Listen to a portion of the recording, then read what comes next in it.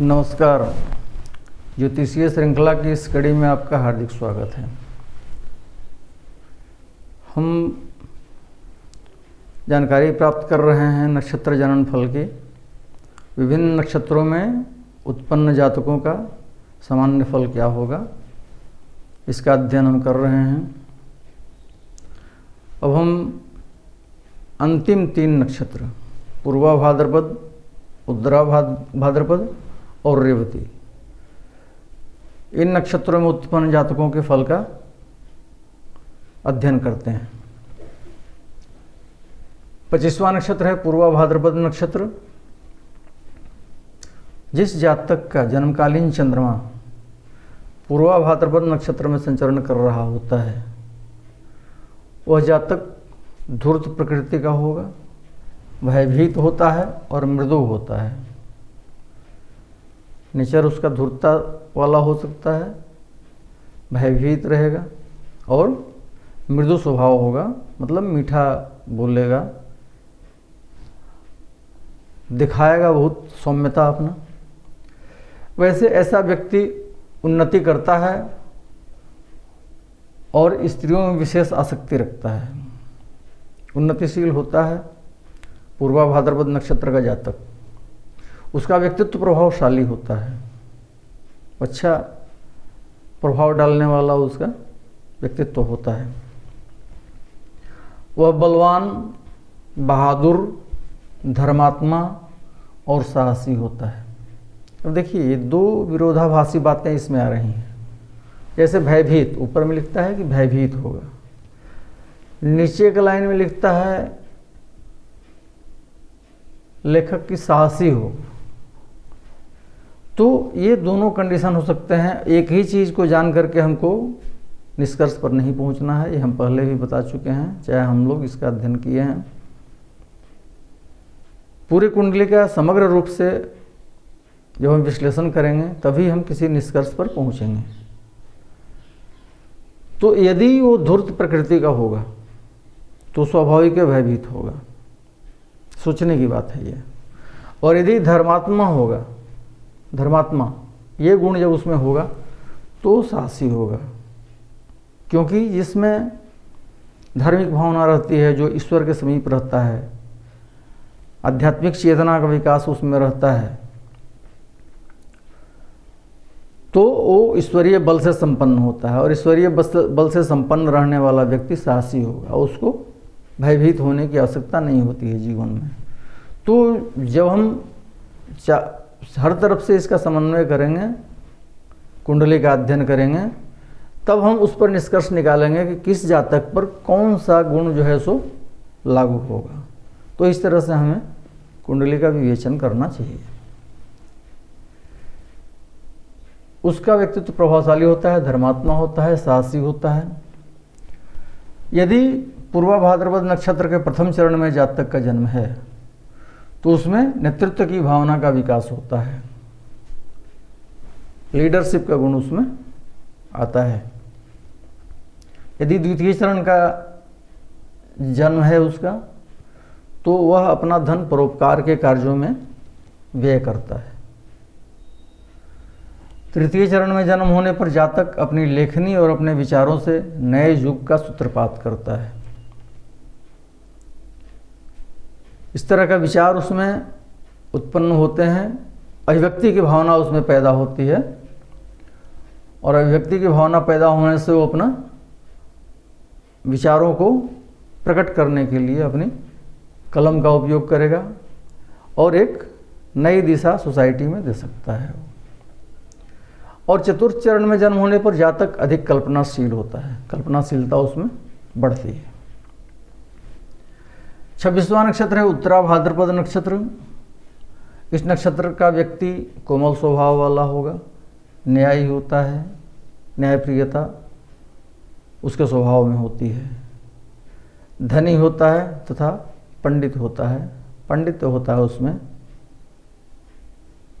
जो उत्तम गुण होते हैं पंडितों के, वो उसमें विकसित होते हैं। उसका मन सदैव त्याग की ओर अग्रसर रहता है, त्यागी पुरुष होता है। शत्रु उसे कष्ट पहुंचाते हैं, स्वाभाविक है, जो अच्छे स्वभाव का होगा, त्यागी स्वभाव का होगा, शत्रु उसको कष्ट पहुंचाते ही है। ये कोई नई बात नहीं है, पुरानी बात है। वह भावुक होता है, सेंटिमेंटल होगा और सदैव उन्नति करने की सोचता है और उन्नति करता भी है, सोचता है और उस पर उसका कार्यान्वयन करता है और वो उन्नति प्राप्त करता है। भावुक होने के कारण हर किसी की सहायता करने को तत्पर रहता है। जब उसमें भावुकता बढ़ेगी, मनुष्य में स्वाभाविक गुण है, तो हर किसी की, जहाँ भी किसी को दिखेगा कि वो आपदा में है, विपत्ति में है, तो उसकी सहायता करने के लिए वो अग्रसर होगा। यदि उत्तरा भाद्रपद नक्षत्र के प्रथम चरण में जातक का जन्म हो तो जातक प्रमादी हो सकता है। द्वितीय चरण में जन्म होने पर उसमें अभिव्यक्ति की आकांक्षा उसे साहित्य की ओर प्रवृत्त कर सकती है।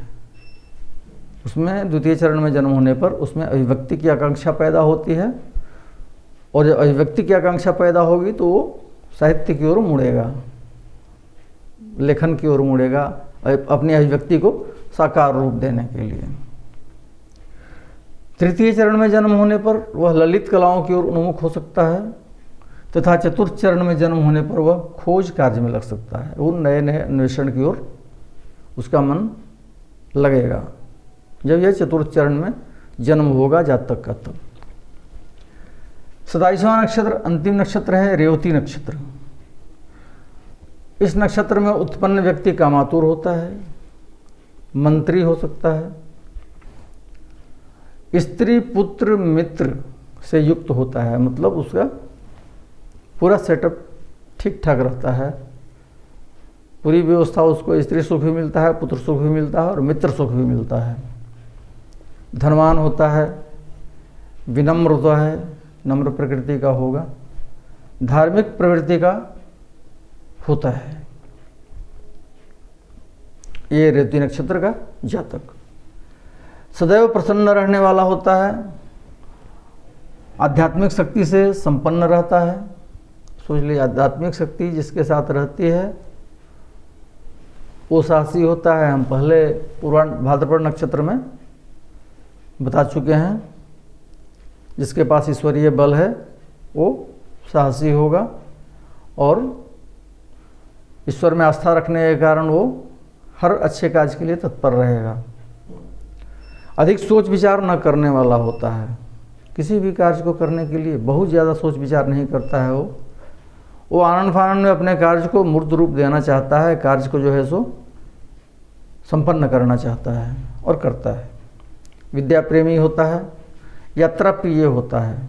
यात्रा उसको, रेवती नक्षत्र के जातकों को भ्रमणशीलता अच्छा लगता है, यात्रा करता रहता है।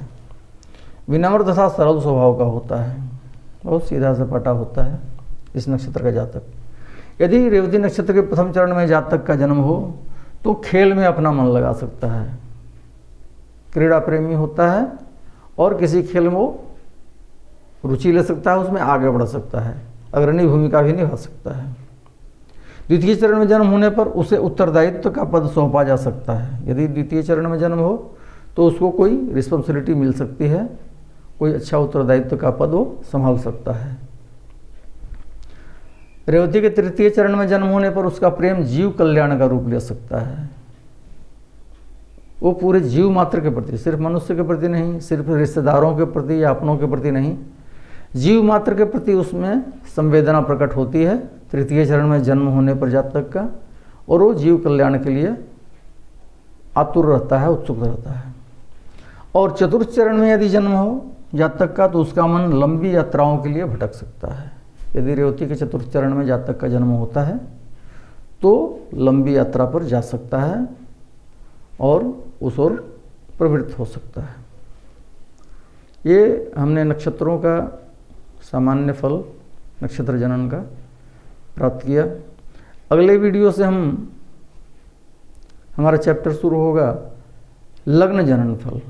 विभिन्न लग्नों में 12 लग्न होते हैं, मेष राशि से मीन राशि तक। तो विभिन्न लग्नों में जन्म हुए उत्पन्न हुए जातकों का क्या फल होगा, इसकी जानकारी हम प्राप्त करेंगे। नमस्कार।